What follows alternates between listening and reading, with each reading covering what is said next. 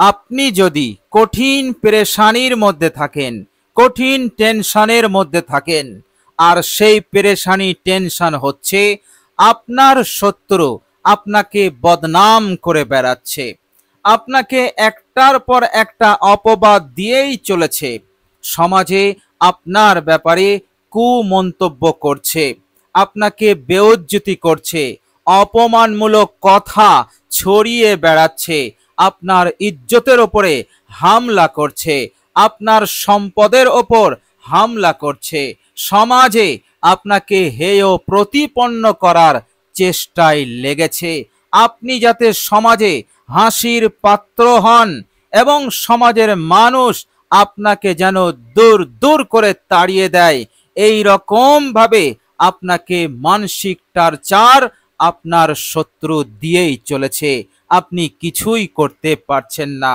কি করবেন? তারা আপনার থেকে অনেক শক্তিশালী, অনেক প্রভাবশালী, আপনি কিছুই করতে পারছেন না।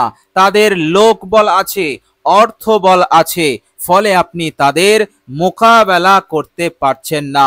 এই শত্রুকে আপনি জব্দ করবেন কি করে?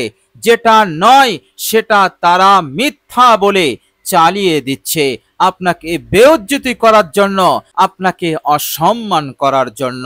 প্রিয় দর্শক, এই রকম কঠিন পেরেশানিতে, এই রকম কঠিন সংকটময় হালতে আপনি এই মূল্যবান আয়াত মাত্র 41 বার তেলাওয়াত করুন। ইনশাআল্লাহ আল্লাহ পাক আপনাকে সাহায্য করবেন, আল্লাহ পাক আপনাকে অলৌকিকভাবে সাহায্য করবেন। শত্রুর মুখ বন্ধ হবে, অপবাদ বদনাম দেওয়ার দুঃসাহস আর করতে পারবে না। প্রিয় দর্শক, অসাধারণ এই আয়াত, সূরা ইউনূসের এই মূল্যবান আয়াতটি আপনি এক জায়গায় বসে বসে 41 বার পাঠ করে ফেলুন।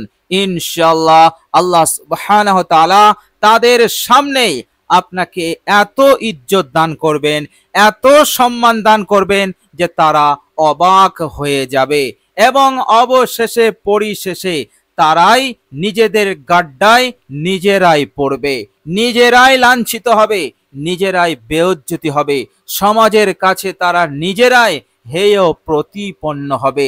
এসব কিছু করে দেবেন আমার রব্বুল আলামিন। বলুন সুবহানাল্লাহ। প্রিয় দর্শক, বিশ্বনবী সাল্লাল্লাহু আলাইহি ওয়াসাল্লাম উত্তম চরিত্রের অধিকারী ছিলেন, উত্তম ব্যবহারের, উত্তম আখলাকের অধিকারী ছিলেন। এর পরেও শত্রুরা থেমে থাকেনি। শত্রুরা বিশ্বনবী সাল্লাল্লাহু আলাইহি সাল্লামকে অপবাদ দিয়েছিল, গালি গালাজ করেছিল, বেইজ্জতি করার চেষ্টা করেছিল। কখনো বলেছিল মুহাম্মদ মিথ্যাবাদী, কখনো বলেছিল মুহাম্মদ ধোঁকা দিচ্ছে, কখনো বলেছিল মুহাম্মদ নবী হতে পারে না, মুহাম্মদ সে রাজ সিংহাসন চাইছে, সে বাদশাহ হতে চাইছে, সে অনেক বড় সম্পদশালী হতে চাইছে, মুহাম্মদ ও একজন কাহিন, জাদুকর, মুহাম্মদ একজন কবি। এই রকম ভাবে উল্টো পাল্টা কথা আমার আপনার নবী সাল্লাল্লাহু আলাইহি ওয়াসাল্লামের শানে তারা এই রকম করে বলতো, এবং চলতে ফিরতে বেইজ্জতি করত, অপমানিত করত। বিশ্বনবী সাল্লাল্লাহু আলাইহি ওয়াসাল্লামের শরীর মোবারকে থুতু পর্যন্ত নিক্ষেপ করেছে। বলুন নাউযুবিল্লাহ। বিশ্বনবী সাল্লাল্লাহু আলাইহি সাল্লামকে হাত দিয়ে ঠেলা দিয়ে গাড্ডায় পর্যন্ত ফেলে দিয়েছে। এভাবে করে বিশ্বনবী সাল্লাল্লাহু আলাইহি সাল্লামকে এই রকম পাথর ছুঁড়ে আঘাত করা হয়েছে। বিশ্বনবী সাল্লাল্লাহু আলাইহি সাল্লাম নামাজ আদায় করছেন, তিনার ওপর উটের ভুঁড়ি চাপিয়ে দেওয়া হয়েছিল। বিশ্বনবী সাল্লাল্লাহু আলাইহি সাল্লাম নামাজে বসে আছেন, এমন সময় শত্রুরা পিছন হতে বিশ্বনবী সাল্লাল্লাহু আলাইহি সাল্লামের গলায় কাপড় বেঁধে ফাঁস দিয়ে এমন ভাবে টান দিয়েছে, বিশ্বনবী সাল্লাল্লাহু আলাইহি সাল্লামের জিভ বেরিয়ে গিয়েছিল। বিশ্বনবী সাল্লাল্লাহু আলাইহি সাল্লামকে এইভাবে মানসিক টর্চার, শারীরিক টর্চার তারা করেছিল। আমার আপনার নবী বিশ্বনবী সাল্লাল্লাহু আলাইহি ওয়াসাল্লামকে আমার রব্বুল আলামিন সাহায্য করেছিলেন। আমার রব্বুল আলামিন অলৌকিকভাবে আমার নবীকে মদত করেছিলেন। বিশ্বনবী সাল্লাল্লাহু আলাইহি ওয়াসাল্লামের উম্মত আমরা, সুতরাং আমাদেরকেও আল্লাহ পাক সাহায্য করবেন, আমাদেরকেও আল্লাহ পাক শত্রুর বিরুদ্ধে মদত করবেন। আল্লাহর নবী সাল্লাল্লাহু আলাইহি ওয়াসাল্লামকে বলেছিল মুনাফিকরা যে এই মুহাম্মদকে এবং তার দলবলকে বেইজ্জতি করে মদিনা থেকে বার করে দেওয়া হবে। আল্লাহ রাব্বুল আলামিন শত্রুর এই চক্রান্ত, শত্রুর এই অপবাদ বদনামকে নস্যাৎ করে দিয়ে আমার নবীকে, মুসলমানদেরকে বিজয়ী করেছিলেন এবং সম্মান ইজ্জতের উচ্চ আসনে আসীন করে দিয়েছিলেন। বলুন সুবহানাল্লাহ। প্রিয় দর্শক, সেই শত্রু এখনো আছে আর কিয়ামত পর্যন্ত থাকবে। এদের কবল থেকে বাঁচার জন্য, এদের অপবাদ, এদের বদনাম হতে নিজেদেরকে হেফাজতের জন্য আমলটি করুন। ইনশাআল্লাহ আল্লাহ পাক আপনাকে এত ইজ্জত দেবেন যে তাদের মাথা নত হয়ে যাবে। বলুন সুবহানাল্লাহ। প্রিয় দর্শক, অসাধারণ এই আয়াতে কারিমা। প্রিয় দর্শক, আল্লাহ রাব্বুল আলামিন পবিত্র কোরআনুল কারীমের মধ্যে বলছেন, বিসমিল্লাহির রহমানির রহিম, ইয়া আইয়ুহান নাসু ক্বাদ জাআতকুম মাউইযাতুম মির রাব্বিকুম। আল্লাহ পাক বলছেন, হে পৃথিবীর মানুষেরা, তোমাদের প্রতিপালকের পক্ষ হতে নসিহত এসেছে, উপদেশ এসেছে। যে নসিহত, যে উপদেশ পৃথিবীর কারো কাছ হতে আসেনি, না ফেরেশতাদের কাছ হতে এসেছে, না নবী পয়গম্বরদের কাছ হতে এসেছে।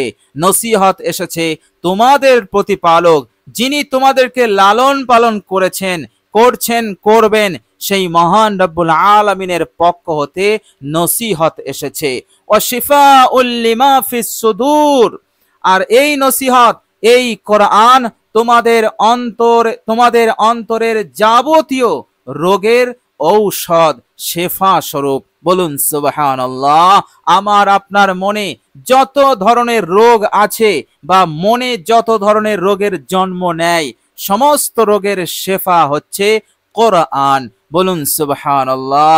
মনে টেনশন, মনে দুঃখ, মনে যন্ত্রণা, এভাবে করে আরো যত ধরনের ব্যাধি আছে যা মনের মধ্যে হয়, আল্লাহ পাক এই কোরআনের ওসিলাতে সব দূর করে দেবেন। এভাবে করে শয়তানের ধোঁকায় পড়ে মানুষ অন্তরে যে কুফরি এবং শিরকি এবং বদ আকীদা মনের মধ্যে স্থাপন করেছে, কোরআনের ওসিলাতে শিরকি, বিদআতি এবং বদ আকীদাও আল্লাহ পাক দূর করে দেবেন, মনটাকে স্বচ্ছ করে দেবেন, মনের মধ্যে শান্তি, চैन, সুকুন আল্লাহ পাক দান করে দেবেন। এমন চैन, সুকুন এবং এমন হালত পরিস্থিতি আল্লাহ পাক বানিয়ে দেবেন, শত্রুরা যাই কিছু করুক কোনো ফারাক পড়বে না। আল্লাহ রাব্বুল আলামিন এই রকম ব্যবস্থা, অলৌকিক সাহায্য তাকে করে দেবেন। আল্লাহ পাক বলছেন যে সেই নসিহত এমন নসিহত, ওয়া হুদাউ ওয়া রাহমাতুল লিল মুমিনিন, এই নসিহত হচ্ছে তোমাদের জন্য হিদায়াত। এই নসিহতের মাধ্যমে, এই কোরআনুল কারীমের মাধ্যমে তুমি হিদায়াত পাবে। কোনটা রং রাস্তা, কোনটা ভালো রাস্তা, কোন রাস্তায় তোমার মঙ্গল, কোন রাস্তায় তোমার জন্য অমঙ্গল, এটা তুমি বুঝতে পারবে। এই বিবেক, এই চেতনা তোমার এসে যাবে। আর রহমত স্বরূপ এই কোরআনুল কারীমের মাধ্যমে তুমি আল্লাহ পাকে রহমত লাভ করতে পারবে, যে রহমত ছাড়া এক কদম জমিনেতে আগানো যাবে না, যে রহমত ছাড়া জীবনটাকে সুন্দর করে গড়ে তোলা যাবে না, যে রহমত ছাড়া আপনি সফল হতে পারবেন না, আপনি আপনার ইনকামে, আপনি আপনার সংসারে উন্নতি করতে পারবেন না, আপনি আপনার অবস্থাকে সচ্ছল বানাতে পারবেন না, কবরের জিন্দেগিতে নাজাত পাবে না। যে রহমত না থাকলে আমি আপনি জান্নাত পাবো না। পবিত্র কোরআনুল কারীমের মাধ্যমে আল্লাহ পাক বলছেন তোমরা রহমত লাভ করতে পারবে। অভি একটা নয়, হাজার হাজার, লাখো লাখো, অসংখ্য রহমত তোমরা লাভ করতে পারবে। বলুন সুবহানাল্লাহ। আল্লাহ সুবহানাহু ওয়া তাআলা এরপর বলছেন, এই রকম নসিহত তোমরা পেয়েছো, তোমরা লাভ করতে পেরেছো, সুতরাং তোমাদের খুশি হওয়া উচিত, তোমাদের আনন্দিত হওয়া উচিত। আমরা বলি, হে আল্লাহ, অবশ্যই আমরা আনন্দিত, অবশ্যই আমরা খুশি হয়েছি যে তুমি আমাদেরকে ভালোবেসে উম্মতে মুহাম্মদী করে দুনিয়ার বুকে পাঠিয়েছো। হে আল্লাহ, আমরা অনেক খুশি কোরআনুল কারীমের মতন মহান গ্রন্থ, ঐশী গ্রন্থ তুমি আমাদেরকে দিয়েছো। বলুন সুবহানাল্লাহ। তো প্রিয় দর্শক, অসাধারণ এই কোরআনুল কারীম, আপনি যদি এই পেরেশানির মধ্যে থাকেন তো আল্লাহ রাব্বুল আলামিন বদনাম, অপবাদ, বেইজ্জতি হতে আল্লাহ পাক আপনাকে নাজাত দেবেন। এবং আল্লাহ রাব্বুল আলামিন শুধু নাজাত দেবেন না, আপনাকে এত ইজ্জত দেবেন, এত ইজ্জত দেবেন যে আল্লাহ সুবহানাহু ওয়া তাআলা সব জায়গায় আপনার সুনাম, আপনার খ্যাতি ছড়িয়ে পড়বে এবং মানুষেরা আপনাকে সম্মান দিতে বাধ্য হয়ে যাবে। বলুন সুবহানাল্লাহ। প্রিয় দর্শক, চলুন এবার আমরা জেনে নেব সেই মূল্যবান অসাধারণ আয়াতটা কি এবং কিভাবে আমরা আমল করব। প্রিয় দর্শক, আপনি যখন আমলটি শুরু করবেন অবশ্যই ওযু করে নেবেন। ওযু অবস্থায় আমলটি করবেন। ওযু না থাকলে ওযু করে নেবেন। উত্তম রূপে ওযু করবেন। ওযুর মধ্যে কোনো যেন ভুল ত্রুটি না থাকে। ওযু হয়ে গেলে একবার কালেমায়ে শাহাদাত পাঠ করে নেবেন। আশহাদু আল্লা ইলাহা ইল্লাল্লাহু ওয়াহদাহু লা শারীকা লাহু ওয়া আশহাদু আন্না মুহাম্মাদান আবদুহু ওয়া রাসূলুহু। ওযুর পর কালেমায়ে শাহাদাত যদি একবার উচ্চারণ করতে পারেন, আপনি যা পাবেন কামিয়াব হয়ে যাবেন। আল্লাহ পাক বলছেন, আমার এই বান্দার জন্য আমি জান্নাতের 8টা দরজা খুলে দেব। বলুন সুবহানাল্লাহ। আর জান্নাতের টোটাল দরজা 8টাই। এর মধ্যে জান্নাতুল ফিরদাউস আছে। জান্নাতের মধ্যে আল্লাহ রাব্বুল আলামিন যে ভিআইপি স্তরে যে ভিআইপি জান্নাত বানিয়েছেন সেটি হচ্ছে জান্নাতুল ফিরদাউস। আর বিশ্বনবী বলেছেন, যখনই তোমরা জান্নাত কামনা করবে তখন জান্নাতুল ফিরদাউস কামনা করবে, কেননা জান্নাতুল ফিরদাউস হচ্ছে জান্নাতের মাঝে উত্তম জান্নাত এবং ভিআইপি জান্নাত। বলুন সুবহানাল্লাহ। না জানি আল্লাহ রাব্বুল আলামিন জান্নাতুল ফিরদাউসে কি নিয়ামত রেখেছেন। আল্লাহ সুবহানাহু ওয়া তাআলা আমাদের সকলকে জান্নাতুল ফিরদাউস নসিব করে দেন। সকলে বলি আমিন। তো প্রিয় দর্শক, বিশ্বনবী বললেন, ওযুর পর কালেমায়ে শাহাদাত পাঠ করলে জান্নাতের 8টা দরজা খুলে যাবে। আর যার জন্য জান্নাতের দরজা খোলা হয় তার জন্য দোজখের যে 7টি দরজা আছে সেই 7টি দরজা তার জন্য বন্ধ হয়ে যায়। বলুন সুবহানাল্লাহ। এই জন্য কালেমায়ে শাহাদাত পড়তে যেন ভুল না হয়ে যায়। একেবারে ধ্যানের সঙ্গে মনোযোগ সহকারে আপনি ওযুর পর এটি পড়ে নেবেন। এরপর আপনি একটি জায়গায় বসবেন, পাক ও পবিত্র জায়গায়, যেন এমন একটি জায়গা হয় যেন কেউ আপনাকে ডিস্টার্ব না করে, কেউ যেন আপনাকে বিরক্ত না করে। আপনি যেন একাগ্রতার সঙ্গে অত্যন্ত মনোযোগী হয়ে আমলটি করতে পারেন। প্রিয় দর্শক, সর্বপ্রথম আপনি 3 বার ইস্তেগফার পড়ে নেবেন। আস্তাগফিরুল্লাহাল্লাযী লা ইলাহা ইল্লা হুয়াল হাইয়ুল কাইয়্যুম ওয়া আতুবু ইলাইহি। এই ইস্তেগফার 3 বার পাঠ করে নেবেন। এরপর দরুদে ইব্রাহিম একবার পাঠ করবেন। আল্লাহুম্মা সাল্লি আলা মুহাম্মাদিন ওয়া আলা আলি মুহাম্মাদ কামা সাল্লাইতা আলা ইব্রাহিম ওয়া আলা আলি ইব্রাহিম ইন্নাকা হামিদুম মাজিদ।